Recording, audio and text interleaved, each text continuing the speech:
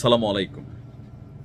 Doctor Mohammad Yunus সম্ভবত এমন খারাপ দিন আসবে তিনি ভাবেন নাই। এমনকি আমরা যারা বাংলাদেশের জনগণ ছিলাম ৫ই আগস্ট পরবর্তী সময় যখন ডক্টর ইউনূসকে প্রধান উপদেষ্টা পদে বসানো হলো, সারা বাংলাদেশের মানুষ একটা আশা দেখেছে যে আওয়ামী লীগ সরকারের আমলে ডক্টর ইউনূসের মামলাগুলো নিয়ে বা বিভিন্ন ইস্যুতে যেভাবে সারা পৃথিবী থেকে ১০০ প্রভাবশালী নেতা, কেউ প্রেসিডেন্ট ছিলেন সাবেক, কেউ বড় বড় প্রতিষ্ঠানগুলোর বড় বড় দায়িত্ব পালন করেছেন, তারা যখন এখানে ভূমিকা রেখেছেন তো তখনই বোঝা গেছে ওনার ইন্টারন্যাশনাল কানেক্টিভিটিটা কত।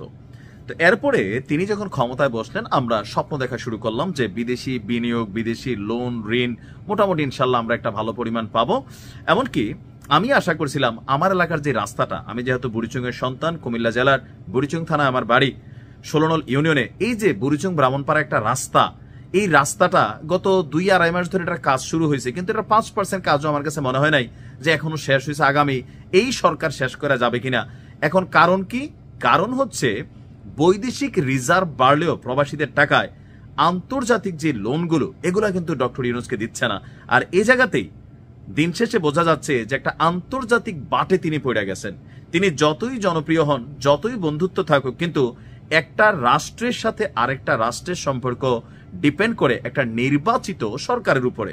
দেখেন, শেখ হাসিনারে অনেক রকম নিষেধাজ্ঞা, অনেক রকম আলোচনা সমালোচনা থাকলেও বৈদেশিক লোন বা IMF এর যে লোনগুলো এগুলো কিন্তু পাইতো, কিন্তু ডক্টর ইউনূস ক্ষমতায় আসার পর আমরা সম্ভবত, আমি জানি না তথ্যগত ভুল থাকতে পারে, আমরা ২-১টা পাইছি কিনা, তবে প্রশ্ন দেখা দিয়েছে একটা কিস্তি, ষষ্ঠ কিস্তি নিয়ে IMF এর যে টাকাটা এটা তারা দিচ্ছে না। কেন দিচ্ছে না?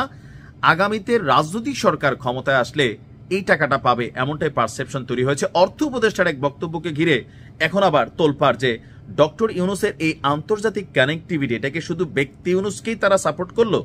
উনি বাংলাদেশের রাষ্ট্র ক্ষমতায় বসার পরে বিশ্বজুড়ে উনি যখন কোথাও যাচ্ছেন, ওনার সাথে ওই দেশের প্রধানমন্ত্রীরা, প্রেসিডেন্টরা দেখা করতেছেন না, অনেক রকম ঘটনা কিন্তু ঘটতেছে। আর এর পাশাপাশি মরার উপর খরার গা হচ্ছে, গেল ৩ বছর ধরে আলোচনায় আন্তর্জাতিক মুদ্রা তহবিলের ৪৭০ কোটি ডলারের ঋণ, সফর, পর্যালোচনা, অনেক দেন দরবার শেষে IMF এর প্রতিশ্রুত এই ঋণের 5টি কিস্তির ছাড় হয়েছে, যার পরিমাণ ৩৬০ কোটি ডলার।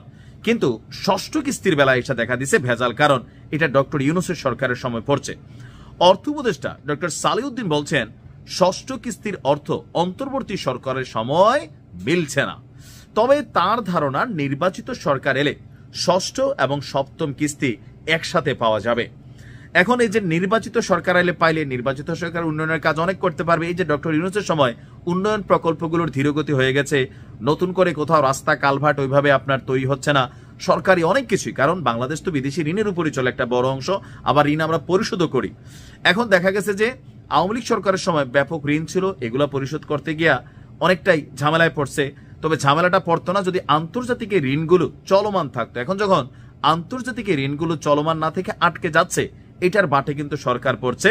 আর রাজনৈতিক দলগুলো তাড়াতাড়ি নির্বাচন দিয়া এই সরকারকে জনগণের সরকারের কাছে ক্ষমতা হস্তান্তরের জন্য প্রেসার তৈরি করছে, বা আন্তর্জাতিকভাবেও তিনি একটা চাপে পড়ছেন।